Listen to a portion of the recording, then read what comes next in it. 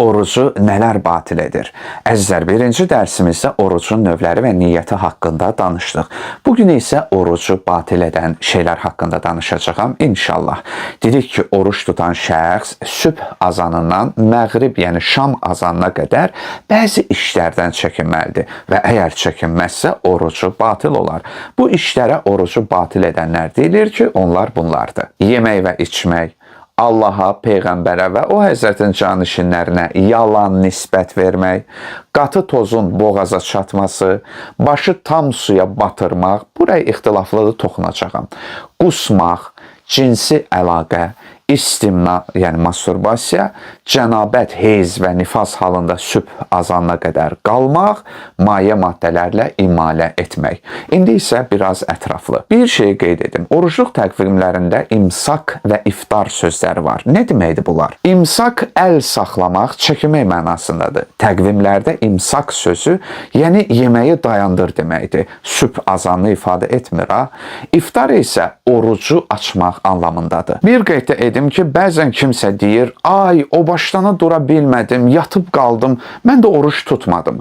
Əzizlər, o başdana durmaq vacib şey deyil ki. Lap yatıb qalsanız və səhər 11-də dursanız belə, nə var ki, o başdanlıq etməmisiniz deyə orucunuzu batil edə bilməzsiniz, orucunuzu tutmalısınız. Yaxşı, orucu batil edən şeylərə gələk. Dedi, yemək, içmək. Əgər oruç tutan şəxs qəsdən bir şey yeyərsə və ya içərsə, orucu batil olacaq. Dişlərin arasında bir şeyin qalması problem deyil. Lakin əgər kimsə qəsdən dişlərinin arasında qalan bir şeyi udarsa, orucu batil olar. Tüpürcəyi udmaq orucu batil etməz, hətta çox olsa belə. Əgər oruç tutan şəxs unutqanlıq səbəbi ilə oruc olduğunu bilmədən bir şey yeyər və ya içərsə orucu batil olmaz. Odur ki, əgər bilməmisinizsə, yadınızdan çıxıbsa və nəsə yemisinizsə, içmisinizsə, bu demək deyil ki, orucunuz batildir. Xeyr, orucunuz batil olmur, davam etməlisiniz. İnsan zəiflik səbəbilə orucunu yeyə bilməz, lakin əgər zəiflik adətən dözülməz həddə çatarsa, orucu yemək o zaman maneəsizdir. Burun, baş, sinə ifrazatını, bəlğəmini udmaq, əgər ağzın boşluğuna çatmayıbsa, orucu batil etmir.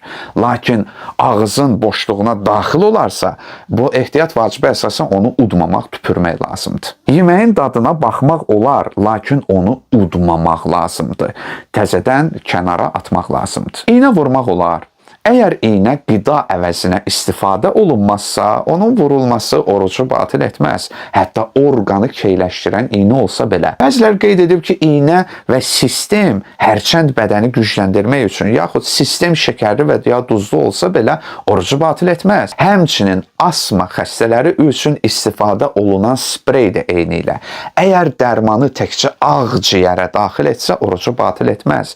Eləcə də gözə və ya qulağa dərman tökülməsi də orucu batil etməz. Əgər dərmanı burnuna töksələr və o boğaza çatmasa, oruc batil olmaz. Qatı tozun boğaza çatmasına gəlincə, əgər oruç tutan şəxs qatı tozu boğazına çatdırarsa, orucu batil olar. İstər bu toz yeyilə bilən olsun, məsələn, un kimi və ya yeyilməyən olsun və ya torpaq kimi. Lakin toz qatı olmazsa, boğaza çatmazsa, yəni yalnız ağıza daxil olarsa, onu tüpürəcəksən. Yaxud qatı toz ixtiyarsız olaraq boğaza çatarsa və onu çıxarmaq heç cür mümkün olmazsa və ya oruc olduğunu bilməzsə, qatı tozun boğaza çatıb çatmadığına şübhə edərsə, bu hallarda oruc batil deyil. Və siqaret və qəlyan çəkmək olar. Oruç tutan şəxs siqaret, qəlyan və bu kimi şeylərin tüstüsünü boğazına çatdırmamalıdır. Yaxşı, Allaha, Peyğəmbərə yalan nisbət vermək nədir? Əgər bir kəs Allaha, Peyğəmbərə və imama yalan nisbət verərsə, orucu batil olar. Bu hökmü xanım Fatimə-i Zəhraya da, digər peyğəmbərlərə də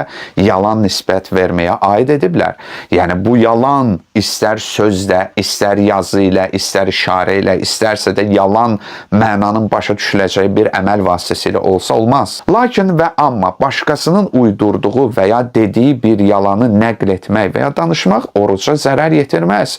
Əgər bunu sitat və ya rəvayət kimi bildirsə. Ona görə də hər Allah, Peyğəmbər, imam və ya digər peyğəmbərlər haqqında nəsə danışırsınızsa, diqqət edin, çünki oruca təsir olar. Orucda ikən başı tam şəkildə suya batırmağa gəlincə fikir ayrılığı var. Başı tamamilə suya batırmaq deyərkən çimmək nəzərdə tutulmur ha. Sanki tamamilə başı suyun üstünə batırırsan. Bu barədə fikir ayrılığı var. Bəziləri deyir ki, qəsdən edilərsə batil olar. Bəziləri deyir ki, batil etməsə belə şiddətli məkruhdur. Yenə də deyim, duş altında çimmək və yaxud da ki, bir quruşka ilə başa su tökməyin buna adiyyatı yoxdur. Qusmağa gəlincə, əgər oruç tutan şəxs qəsdən qusarsa, hətta xəstəlik səbəbi ilə olsa belə orucu batil olar. Oruç tutan şəxs ixtiyarsız və ya unutqanlıq üzündən qusarsa, orucu batil olmaz. İstimna, masturbasiyaya gəlincə isə, əgər oruç tutan şəxs istimna edərsə, yəni özü ilə bir işlər görsə ki, ondan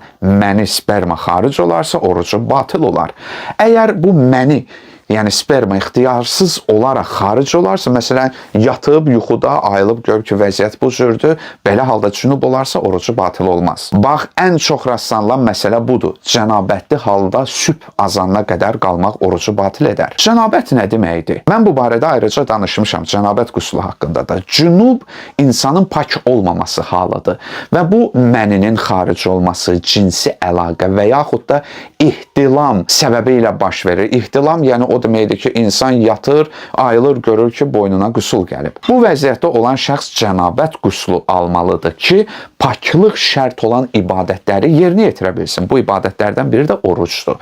Əgər cünub olan şəxs sübh azanına qədər qüsul almazsa və ya vəzifəsi qüsul əvəzinə təyəmmüm almalı olduğu halda təyəmmüm etməzsə, bəzi hallarda orucu batil olar. Hansı hallardır? Əgər qəsdən sübh azanına qədər qüsul almazsa və ya təyəmmüm etməli olduğu halda etməzsə, uzadar və sübh namazı gəlib çatar, bu isə cənabətdə olar. Əgər oruç tutan şəxs yuxuda cünub olarsa, dərhal qüsul alması vacib deyil və orucu səhihdir. Yəni, məsələn, durmusan səhər vaxtı, artıq saat 10-dur, 11-dir, görsən boynuna qüsul gəlibsə, dərhal gedib qüsul almağa ehtiyac yoxdur və oruc da düzdür. Əlbəttə, oyanacağımı bilsəm, lakin yatıb qalsam, bu tamamilə ayrı məsələdir. Əgər Ramazan ayında bir qadın sübh azanından əvvəl heyz, yəni aybaşı və ya nifasdan pak olarsa, nifas doğuşdan sonra gələn qana deyilir. Lakin qəsdən sübh azanına qədər qüsul almazsa və ya qüsul əvəzinə təyəmmüm etməsi vacib olduğu halda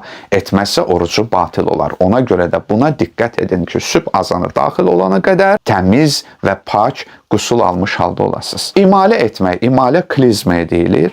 Maye maddələrlə imalə etmək, hətta məcburiyyət və müalicə məqsədi ilə olsa belə orucu batil edər. Ağrı kəsici və müalicəvi şam istifadəsi isə orucu batil etməz. Ətir vurmaq olarmı? Bəli, olar. Lakin çalışmaq lazımdır ki, olduqca tünd ətirlərdən istifadə edilməsin. Oruclu diş çəkdirmək olar. Lakin çalışın ki, ağzınızdakı dərmanı və qanı udmayasınız, tüpürəsiz.